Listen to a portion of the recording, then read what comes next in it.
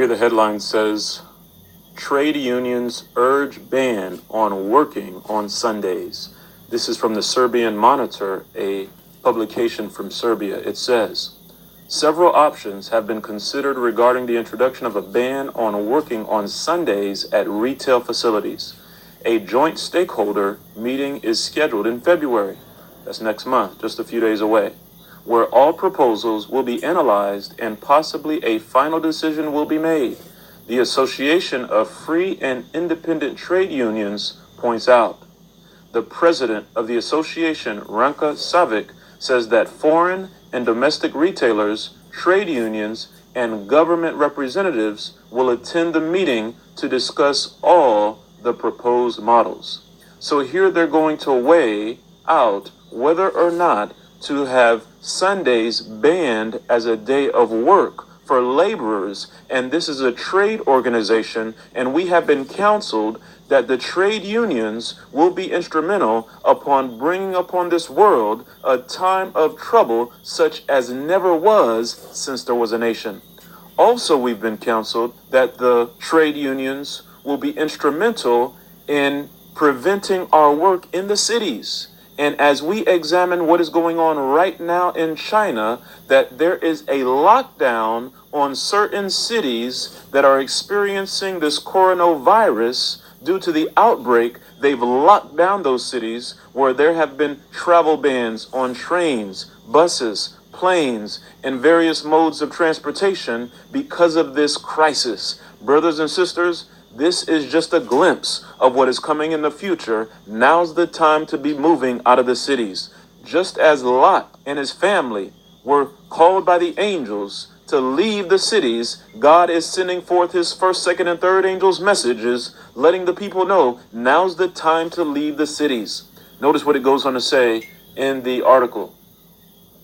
The representatives of the Ministry of Economy have told us that if the surveys conducted indicate that retailers are strongly opposed to our idea, then other options will have to be considered. For example, a ban on working on Sundays in the first or last week of the month, which would be the first step to accept a ban on working every Sunday afterwards, Savic adds. So basically, they're talking about incrementally implementing this Sunday ban, where it may not be immediately banning all Sundays, but a gradual process of banning Sundays, maybe beginning with 1 or 2 a month and then progressing from there. The article goes on to say, the union won't give up on this idea.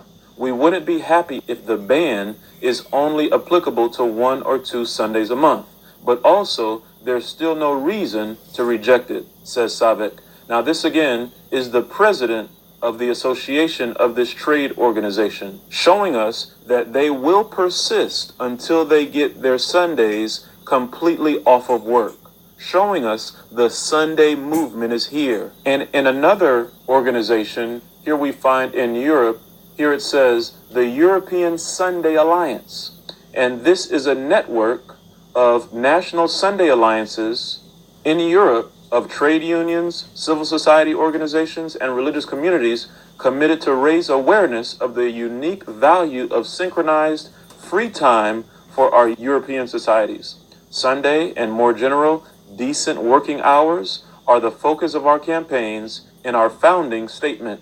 We draw attention to aspects of life, work, balance, and social cohesion that depend on vast majority of people to have their lawful free time at the same time. So again, the Sunday movement in Europe is moving swiftly. And we see that there is a movement to ban work on Sundays, and this is being headed up by the trade unions. Notice some of the other articles here. It says, ahead of EU elections, what is next for Work-Free Sunday?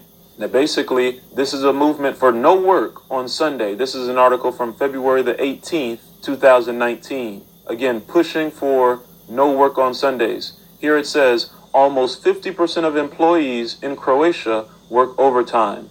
And so because of their working on overtime, they're saying that there needs to be time off on Sundays. That Sundays needs to be dedicated to the family and for time for rest. And some of you have seen our previous video where we showed how the president of Croatia is backing a ban on working on Sunday, showing us the work-free Sunday movement is here, brothers and sisters. Bible prophecy is fulfilling. The reason why this is so important, because those who have studied history and studied Bible prophecy understand that the observance of Sunday, or the worship of Sunday, is an institution of the Roman Catholic Church. That Sunday is her mark of authority, and the Catholic Church claims to be above the Bible. And this is the beast of Bible prophecy, referring to the Roman Catholic Church. So if she is the beast and her mark of authority is Sunday, therefore that means the mark of the beast is Sunday worship, which will be enforced by law in the very near future, showing us how close we are to the final test for every Christian as to whether they're going to follow Jesus and obey his 7-day Sabbath, who created the world in 6 days and gave us a memorial to honor him as the creator on the 7th day, to rest from work, which is Saturday, showing us from sundown to sundown we are to honor the true Sabbath,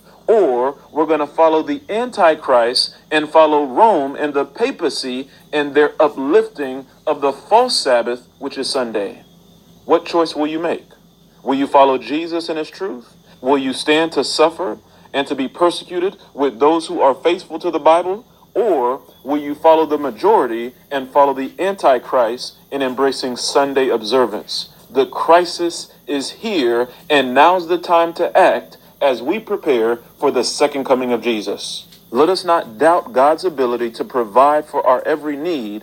We must understand that if God created this world by speaking, that there is nothing that God cannot do in your life, that there's no situation where he can't create what you need. Let us move forward in obedience, in obeying his 7th day Sabbath, which is Saturday.